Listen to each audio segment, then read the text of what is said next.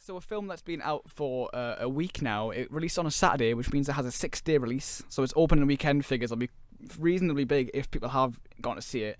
The big marketing campaign for this film is #YouCanSeeThemBoth.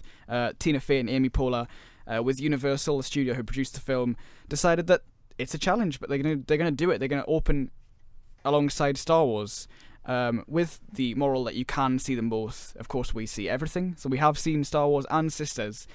And before we get into the review, don't ignore Sisters. If you've seen Star Wars, or if you're not a fan of Star Wars, maybe Sisters is for you. Ryan. I mean, I was saying this the other week about how there will be films that people go to see because Star Wars is fully booked, or the fact that they're sick of Star Wars, and that does happen. You know, I can imagine. If you're not a fan, because I mean, there has been big films where we've seen and there've been masses of hype around them, and we're just like, yeah, it was alright, you know, or like, yeah, we'll see it and we'll probably enjoy it, or it'll be okay, I guess. But you know, there are other things you can see, and the cinema's full of stuff. I mean, Spectre's still on, Good Dinosaur's still on, but this, I think, is something that you should definitely see out, because this year it's one of the biggest rarities in cinema.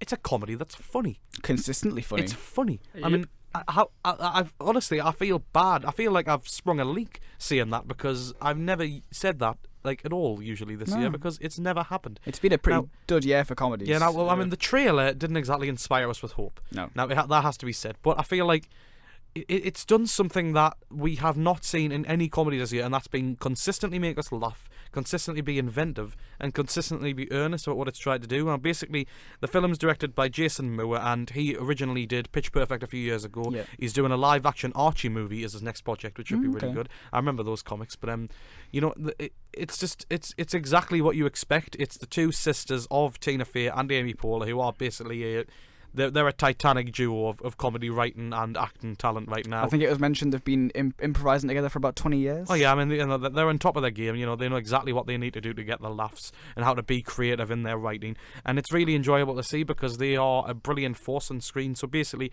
we've got two sisters, one who's very loose, very childish, very carefree, has a life completely out of order. A daughter doesn't really want to stay with her because her life is too erratic, and that's Tina Fey's character. And then we've got Amy Poehler's character, who is not the exact opposite, I would say, but she's a bit uptight. She's divorced. She's not really sure what she wants to do next, and they have got a great contrast, which is as well. I got the vibe from Amy Poehler that she was kind of like a turned down Leslie Knope. Yeah. Like sort of turned down quite a bit. Now, considering that there was a lot of Leslie Knope-isms in her character in Inside Out. Parks and Recreation, for those who don't know. Yeah, in Inside Out, it was good to see her play a bit of a different character against the typecast. Yeah. You know, a bit of difference, and they've got a really good chemistry going on, Faye and Poehler, because as they have been working together so long, they hit it right off the bat straight away. You believe they're sisters, you believe they're getting into the scrapes they get into, and you believe exactly what goes on in their world. And basically, in the film, they have to. Their parents' house is being sold because their parents are getting older and they can't really live in an extravagant house like that. So they decide to go back and throw one last party, because in their youth they were a bit of party boys. I mean, they had this thing called Ellis Island, because that's their family's second name, so sort of like the American Ellis Island. So Ellis Island parties in their extravagant house, and they decided to throw one last sort of get together with their 80s buddies and sort of bring the house down, literally, in a lot of ways, to sort of celebrate the house and have one last hurrah before everything goes back to normal, I guess. And it's just consistently funny throughout. You really, really enjoy watching them on screen. They're constantly doing and you can imagine there's a lot of improv in the script. You know, there's a lot of sort of ad-lib lines that you can see.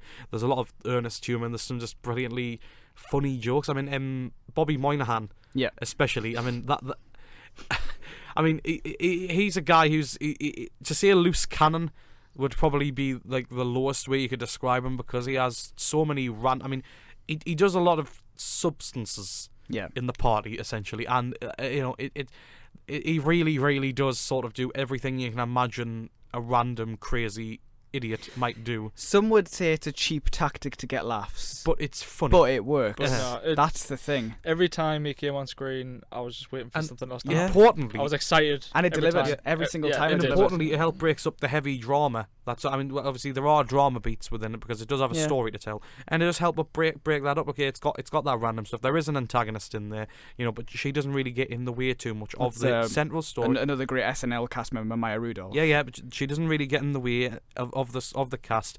It's about Tina Fey and Amy Poehler, and you don't really get past that story, and that's exactly what it should be because it's their story about how they're going to grow as people and get their lives together now that they're older women and now that they're sort of settled into their middle age. And really, that's exactly what you get from it because it's brilliantly funny. It's got a good heart to it, and it's just earnest completely throughout, and it doesn't betray itself from that. It doesn't resort to cheap humour all the time. No. It's got a real brain, and it's got real smart jokes that you have to think about. And like, I get that now. Yeah. And that's the biggest power I can give to it. Because in a world where there is a featurette on YouTube. You have to search this out. Yeah. It's parodying the Star Wars Comic-Con featurette with sister style. The Force Awakens. Yeah, the Force Awakens. Just watch that, and you'll see a microcosm of why I like this so much. Because it's brilliantly funny. I think it caught us all off guard. Yeah, didn't it? I wasn't expecting this. I mean, I'm just generalising here, but you seem like most of the comedies we've seen, you've not been impressed. No, I don't think I've enjoyed one comedy. No. To I think that just spreads to us all, to be honest. Last year I had Grand Budapest, and that's kind of the one that stuck out from last year. This year I haven't had that. I can literally recall laughing 3 times in a lot of the comedies this year. Like the one that's kind of kicked off a bit is The Night Before. That made us laugh a bit consistently. Mm-hmm. But yeah, Sisters. I said when I came at the cinema, it's so good to have a film that's made you laugh just non-stop. Yeah, basically all the way through. And I mean, obviously the big party scene. But was it Bobby Moynihan? Bobby Moynihan. Yeah, he was the big highlight. Every time he was coming on, he does something just hysterical. Yeah. It's obviously I can't say what the scenes are, but I'll not say because I'm just laughing thinking back to it. No. But yeah, the party scene doesn't for me personally, it didn't drag. No, I was just. I mean, I know it's on for how long's the film on for? About 2 hours. The film is 2 hours 2 long. hours I mean, long. it kind of comes about 45 minutes in. Yeah. Haven't been consistently funny for that time. You're kind of worried that it's going to get cheap. Yeah. At the party scene. But for me personally, it never did. I was just excited after like what's going to happen next, what's going to happen now, and consistently funny all the way through. It's kind of like a sort of like there's been a lot of comparisons to Animal House in terms of the whole party and chaos. But I think what makes it funny is that they are older. Yeah, that's and that they're all having to let loose. The party is set up as being really stale and not quite what they were expecting. Then John Cena turns up and it turns into a proper party. I totally forgot about John Cena. John Cena is hilarious. Fantastic. He was brilliant in Trainwreck. A very awkward scene with Amy Schumer, and he's got the exact same thing here. I mean, just dry and I don't know. He's just very, very funny. One of these actors, I think it goes against type, Statham kind of thing, like not afraid to show their funny side, which is really good. He's a really good actor. I was very impressed by this film, and I think the emotional bits are quite good. You care. Like I haven't spent an hour and a half like laughing solidly at some pretty grotesque things. What it does nicely is sort of calms it down.